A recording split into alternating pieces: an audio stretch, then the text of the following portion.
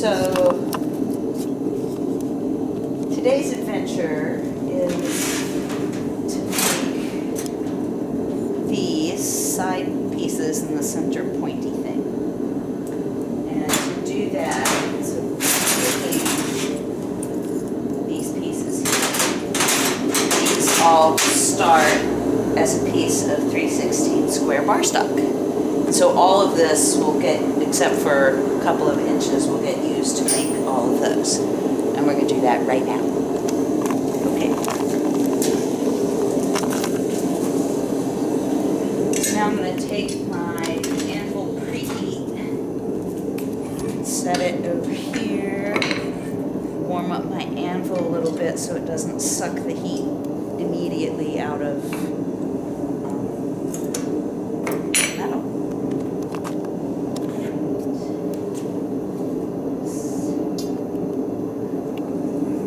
Now we wait.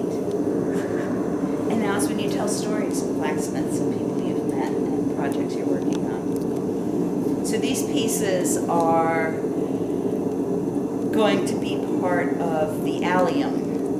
And allium is, in the onion family, is a giant purple bulb.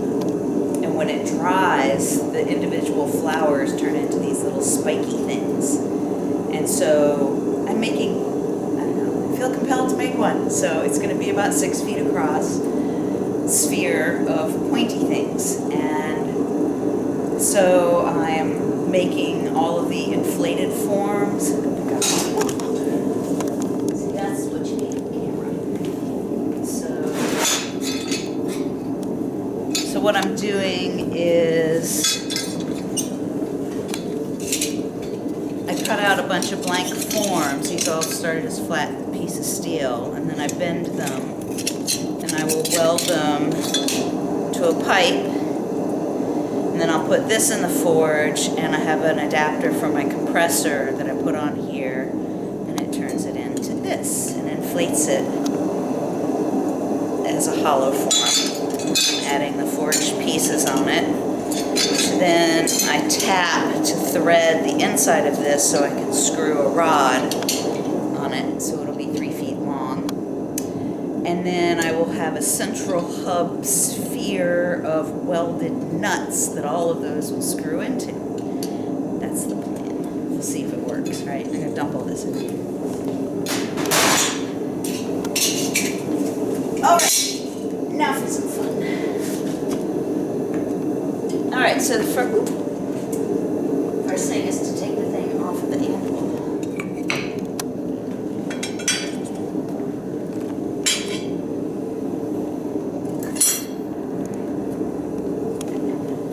First thing we're going to do is make the end square.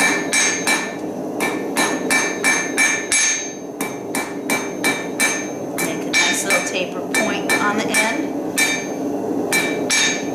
So you get a nice taper point on the end of that. And metal is an interesting thing in that it doesn't like to move unless you put a little pointy end on it. If you make a little pointy end, you can draw it out and curl it around and do everything with it. But if you don't give it direction, it won't go. I mean, it'll mush and do weird things, but it won't go. Piglet's fascinated. And so conceivably, I could have another piece of metal in the fire and be working on that alternately. But we've heard the adage, too many irons in the fire, and it not only sucks the heat out of your fire, but it sucks your heat out and you overwork. And with the carpal tunnel tendonitis, I found I need the rest in between the pieces. And as the anvil warms up, and as this is continually hot, it goes quicker.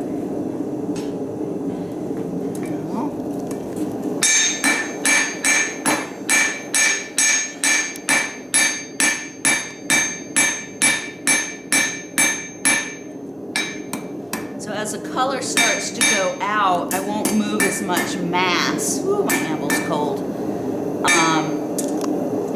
So So when the color goes out like this, I can kind of planish the surface, but I can't move a lot of massive metal. You need the heat for that. But now that I've made that thin, you're going to notice it's going to start heating up much faster.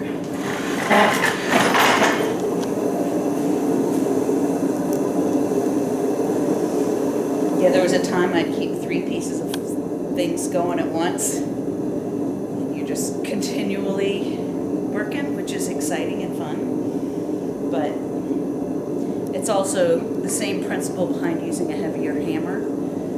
That, yeah, I can lift one, but I can't work all day with it. But if I use, this is my favorite, this is an 800 gram German cross peen hammer. It's my favorite.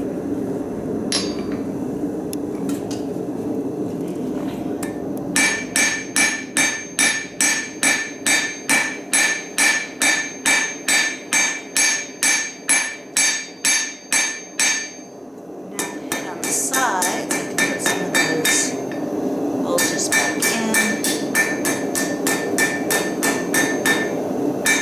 It almost looks like you're drawing it out, but I don't think you are. I am. Oh, you are, okay. So I am making it longer. I'm making it longer, yes. And with that point, you can draw and draw and draw like this thing here. Started out maybe this long. wow. And then just, it's like, when you heat it up, it's like clay, and you go pinch, pinch, pinch, pinch to draw it out. It's the pinch, pinch, pinching, but I'm pinching with a hammer and anvil. And do you do it from the end or from the You point at go which you from want the it to pointy taper? bit, you go point, and you bring it front to back. That's and then, interesting. I would have thought the other way. Well, to get the point started, to give Yeah, it its no. direction, you gotta, but if you start back here and try to just make it thinner in the middle, it just is hard to get it to go, and starting at the end brings it out. Totally, and you're not stressing the beginning point, the middle. Yeah. Trying to, Trying to Yeah. blub it out. Right. Yeah, yeah. And so then, as you work it back, then you just work it back. That's all you do.